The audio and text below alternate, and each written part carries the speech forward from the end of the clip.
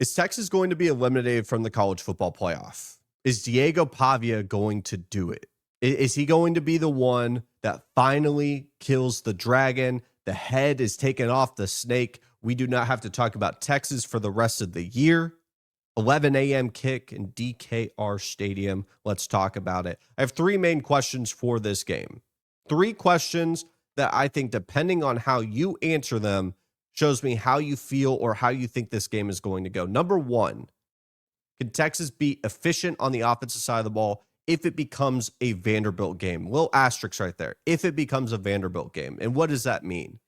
Well, Vanderbilt and their style of play, kind of very similar to Texas last year, where Texas would get a lead and it felt like more than 10 points, but it was just 10 points, but it felt like 21, and they could almost suffocate you because of how good their defense was while their offense kind of sputtered out.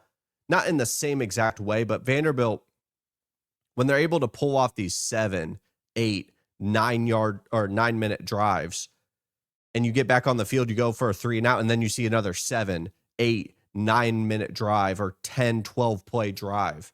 Takes the air out of the ball.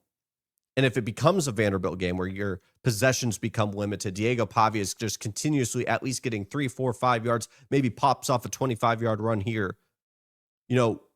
What is Texas's offense able to put out, and can it be consistent?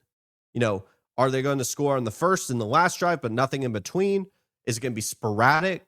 What is that offense going to look like if they're not able to be any kind of level of consistency in a Vanderbilt style of game?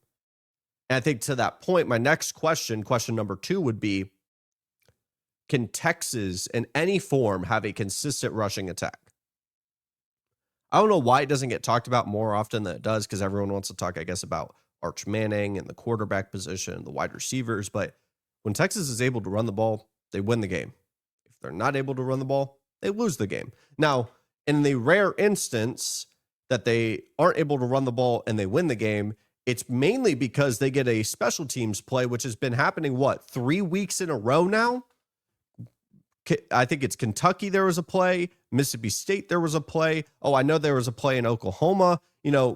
Maybe just punt the ball out of bounds, because Ryan Niblett is already getting a statue in Austin. He already is.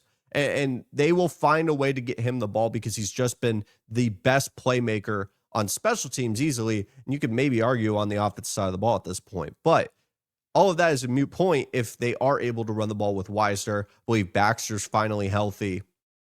And I just don't think their offensive line has played well enough for them to allow for the rushing attack to be consistent enough.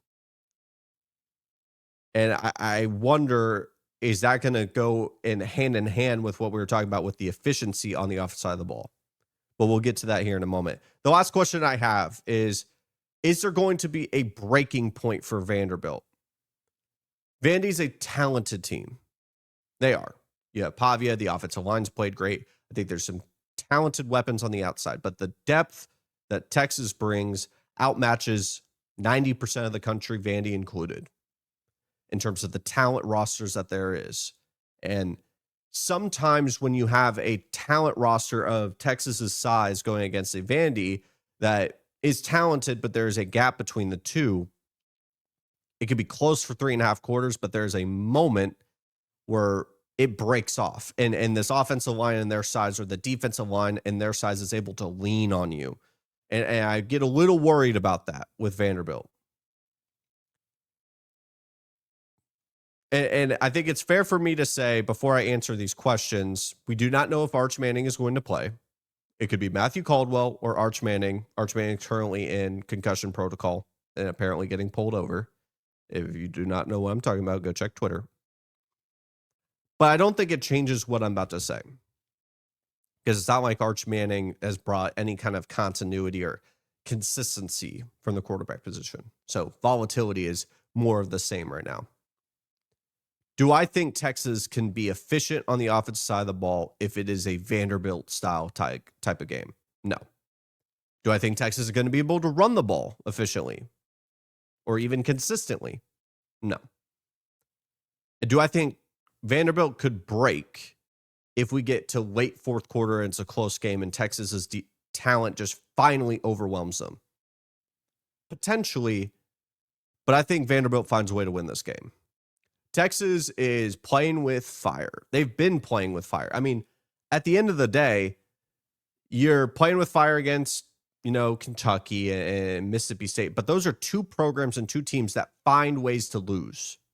Kentucky at the goal line in overtime, ran the third time in a row up the middle against that stout Texas defense and made mistakes, shot themselves in the foot, found a way to lose that game.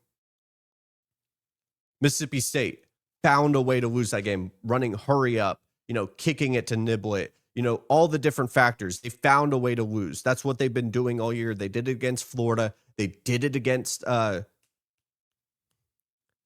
Tennessee. Those are two programs that find a way to lose, and Vanderbilt is a program and a team that finds a way to win. I think Texas defense is going to present a lot of challenges, but the way that Vanderbilt plays the offensive side of the ball kind of mitigates some of those challenges. You're going to need a masterclass from, I think, Colin Simmons and Anthony Hill if you were to win this game. And you're going to need to be able to run the ball. You're at home.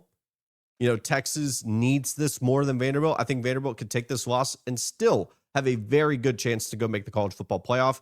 They would still, I believe, have Tennessee at the end of the year, and that could be for a college football playoff spot, depending on Tennessee, Oklahoma, which we'll preview on Thursday.